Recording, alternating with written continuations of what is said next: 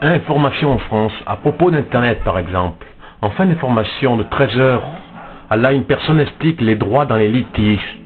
À l'heure actuelle, il y a énormément de copies frauduleuses de vos sites, failles, banques, assurances, postes, CPM et autres services. Tous ces organismes vous poussent à fond, et on peut dire même vous forcent, à abandonner le papier pour des déclarations et démarches en ligne, quelle que soit votre aptitude, votre connaissance d'en être, votre compréhension. Vous pouvez être maladif ou fragile, ou plus ou moins instruit et pour d'autres raisons, que ce soit bancaire ou démarche. Si vous cliquez et répondez sur un site frauduleux, vous êtes responsable à partir du moment où vous avez cliqué. Mais alors notre système démocratique est-il plus net que celui de la Corée du Nord? Là je me pose des questions. Utopie pour inquiéter. L'Internet magique. Je ne me tiens pas très bien au courant. Toutefois, il y a un pays qui possède les logiciels, fait les logiciels, en principe c'est la Chine ou les pays asiatiques. C'est un raccourci de fonctionnement, et un autre tout ce qui est carte magnétique. Mais alors, carte magnétique et les logiciels de base qui sont américains, qui sont jamais français. Mais alors, avec les conflits qui sont en risque, on peut manquer un jour de carte mère, de carte son, enfin informatique, comme les Russes pour leurs armements d'ailleurs, quand ils sont très embêtés. Et si l'on s'oppose du point de vue politique à la seule puissance mondiale qui va rester les Américains, on retourne à l'âge de pierre en France, alors si on a un problème d'Internet, c'est plutôt bizarre notre vue. Une complication. Les sites officiels, en parlant d'Internet, ne sont que très rarement fonctionnels. Par exemple, le site Ant, là, pour faire les cartes d'identité, mais en fait, tous les sites, ils sont pas très pratiques pour revenir en arrière, pour se corriger. D'ailleurs, sur le site pour faire les cartes d'identité, j'ai jamais réussi à passer le stade de mise en brouillon. J'arrive plus à le valider. C'est honteux et c'est souvent lamentable. La qualité de ces services est lamentable. Et c'est ce qu'on va vous imposer. Sur le plan énergie, c'est une convention plus ou moins que j'ai un peu oublié. Cela reste un schéma pas tout à fait exact. En ce moment, aux informations, on parle du chauffe-eau qu'il faudrait couper, qu'on pourrait être coupé grâce au compteur Linky, ceux qui servent des chauffe-eau électriques, pour faire des économies de courant. Si l'on coupe un chauffe-eau électrique pour faire une économie de courant, moi, c'est un problème, parce qu'un chauffe-eau électrique neuf, c'est très bien isolé, et sur une journée, si on ne s'en sert pas, pour exemple, un chauffe-eau de 100 litres, par exemple, il devrait perdre 1 degré par jour au maximum, neuf, s'il n'est pas utilisé. Il devrait 1 degré par jour de perte, en théorie, peut-être à peu près. Et l'exemple inverse, si vous utilisez le chauffe-eau et que le courant est coupé, l'eau va refroidir progressivement, mais le chauffe-eau, lui, va tourner, quand le courant sera remis, à plein régime. C'est-à-dire qu'il ne va pas juste rétablir la température, il va fonctionner plein pot.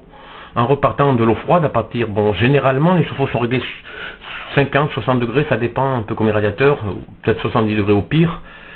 Ceci dit, plus ou moins selon le réglage de base, il va consommer beaucoup plus que s'il n'avait pas été coupé. Les gros se chauffent pour remettre l'eau à niveau, égale plus de calcaire dans l'appareil aussi, donc une plus mauvaise chauffe à l'avenir, si on le coupe trop souvent avec le courant bien sûr. Et la durée de vie du chauffe-eau, elle aussi. Par conséquent, il va y avoir... C'est toute une chaîne qui va faire consommer plus en fait. Alors l'économie d'énergie pour l'électricité sera plus que douteuse, mais par contre votre chauffe-eau il durera probablement moins longtemps du fait de faire des grosses chauffes sans arrêt, c'est-à-dire beaucoup faire travailler la chauffe et le calcaire, tout ça. Qu'un installateur, moi je dirais, ose répondre que cela est faux. C'est un schéma, ce n'est pas tout à fait exact. Mais qu'ils osent dire que c'est faux s'il est honnête, c'est impossible. C'est impossible qu'un installateur il dise que c'est faux, ce petit aperçu là que je viens de faire pour ça. Pour critiquer, publicité, il y a beaucoup de publicité en ce moment pour les... Faites un leg à une association caritative. Donc publicité, déshéritez vos enfants, faites un leg à une association caritative. Moi je dis déshéritez parce qu'en fait une association caritative sur le principe, quand vous militez dans une petite association, le but n'est pas de faire de l'argent, d'avoir un stock d'argent. Vous militez si vous voulez avec des amis, enfin, quand vous faites une petite association, vous n'avez pas à faire de bénéfices de toute façon. Si on va dans des trucs comme ça avec des gros dons, donc ça veut dire que les organismes sont plus ou moins nationaux, et ça veut dire que quelque part il y a du business avec des secrétaires. On n'est plus dans du caritatif pur, de l'humanisme, on est dans le business. Mais c'est bien qu'il y ait un mouvement de spectacle quand même qui est géant là, qui fait des affaires avec cela. Alors je ne sais pas si tout est honnête, mais en tout cas eux, ils font leur image de marque et ils font certainement pas mal d'argent avec. Dire que j'ai connu une personne qui donnait son 13e mois entièrement à des associations caritatives, et pourtant c'était un petit salaire. J'aimerais bien que cela reste un peu dans ce principe, un peu honnête comme ça, et un peu désintéressé, ce serait vachement plus intéressant. Alors moi, maintenant on va parler un peu de nouveau au bio, un truc qui m'amuse. Le réchauffement climatique, pour moi des thèmes anciens, mais j'insiste grossièrement parfois sur l'influence actuelle de l'information.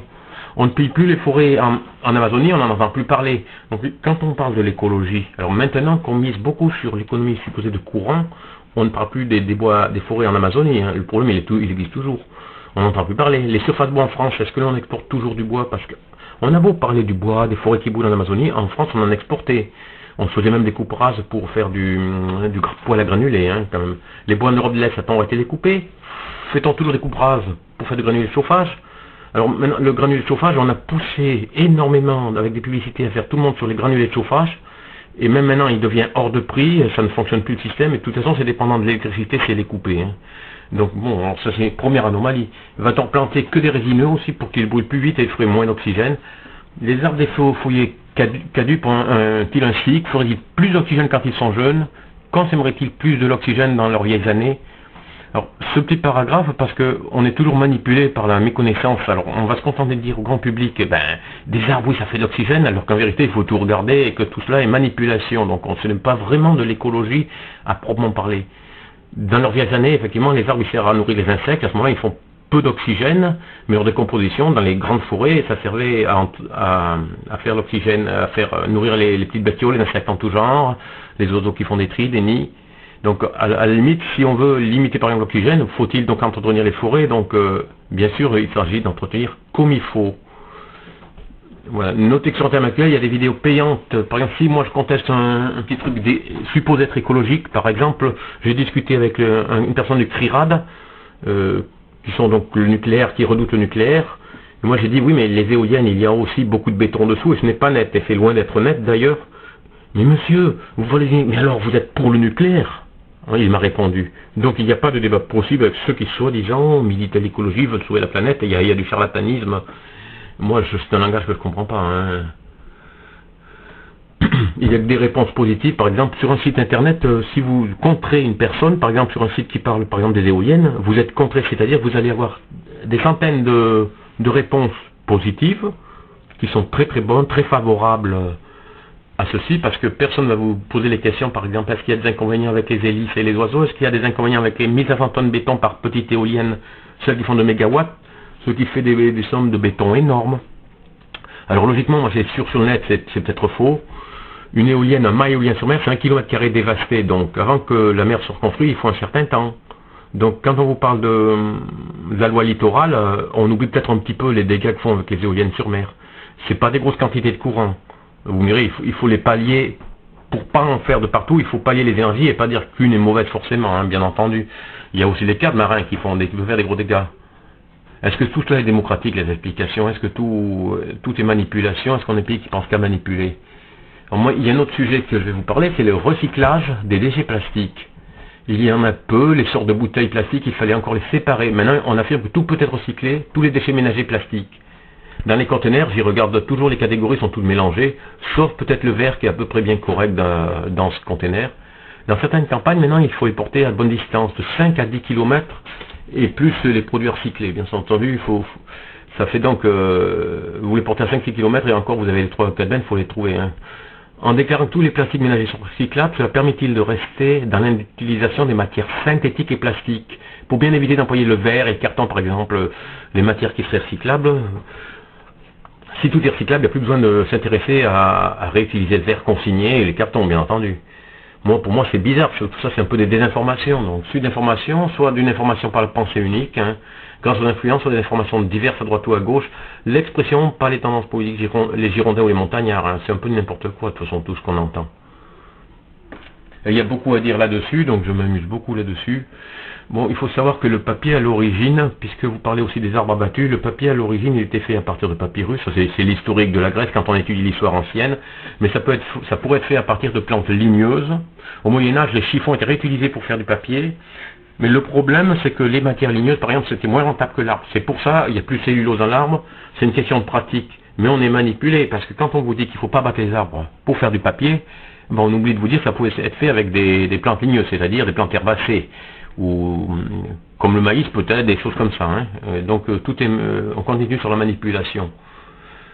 Oui, alors je répète, recyclage, on nous manque, car tous les citoyens sont peut-être une spécialité, mais pas toutes les connaissances dans tous les domaines, gros doute sur la qualité des recyclages, les éoliennes, énergie verte, on nous ment, voiture électrique, on nous ment, ça c'est la plus grosse escroquerie, C'est comme les points granulés qui maintenant sont plus valables, les voitures électriques, c'est un truc qui est prévu pour 10-15 ans je pense, et puis après ils rediront que c'est une catastrophe parce que le courant ne peut plus produire, on nous incitera à acheter des voitures ou à essence ou peut-être un autre carburant, peut-être du biométhane, on ne sait pas.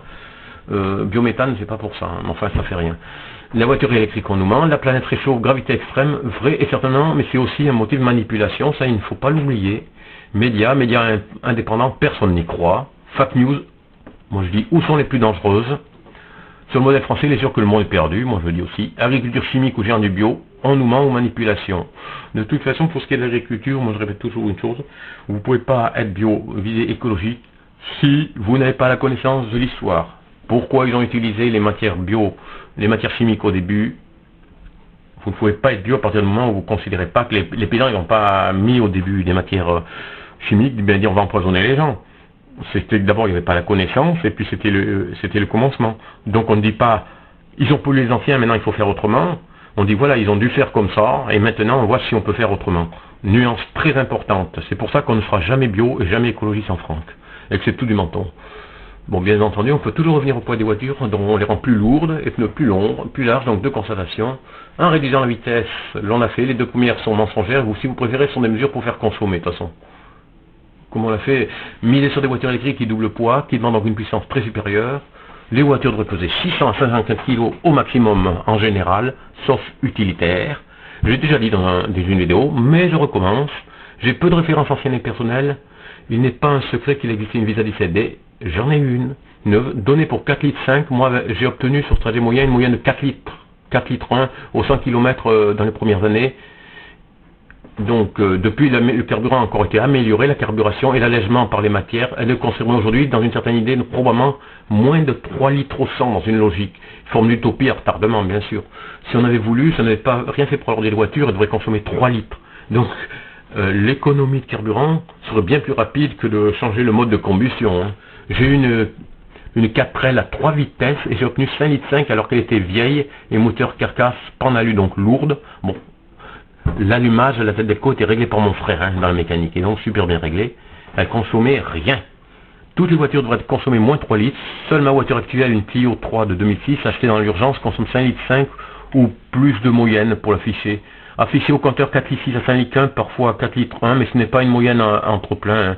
Le contrôle en plein, à chaque fois, je le fais depuis ma première voiture en 1980 et des poussières, en comparant les pleins. Par l'électricité, vouloir supprimer le nucléaire au nom de l'écologie, ne pas rendre compte des inconvénients des éoliennes, des milliards de tonnes de béton pour 20 000 ans dans le sol d'ailleurs, et le peu de courant produit, le peu de production solaire, dont beaucoup de panneaux ont été endommagés par la grêle, par la crasse, les dégâts des captures mer, éoliennes, mer, etc. C'est des répétitions et c'est exprès. Les polders dans les pays du Nord, c'est la modification des rires et c'est très important la modification. Nos exemples du Nord, c'est pas des cadeaux. Ne pas oublier que les centrales sur rivière modifient la faune et flore, mais dans ce cas, on accepte les retenues d'eau. Dans ce cas, c'est vrai que ça amène aussi une belle végétation dans les zones. Évidemment, il faut un panassage d'énergie, sans doute, mais réfléchi, pas dans le sens qu'il soit uniquement d'intérêt économique ou s'y adapter. Quoi qu'il se passe avec le climat et l'eau, tout est manipulation. Il y a un organisme militant, j'ai déjà dit tout à l'heure ça, hein. Alors je le redis pas, hein, parce que ça m'est franchement choqué, mais il n'y a pas de débat possible. Mais par contre, je vais faire un petit aperçu, militer dans un mouvement animalier et oublier qu'un chien a besoin de place. La première maltraitance en ville, on ne devrait pas avoir de chien, il n'y a pas de place. C'est la plus grosse maltraitance animale. En agriculture, même si l'on progresse en France, si l'on met des contraintes sur l'élevage, on n'aura aucun problème, car du point de vue économique, les produits animaliers viendront d'ailleurs.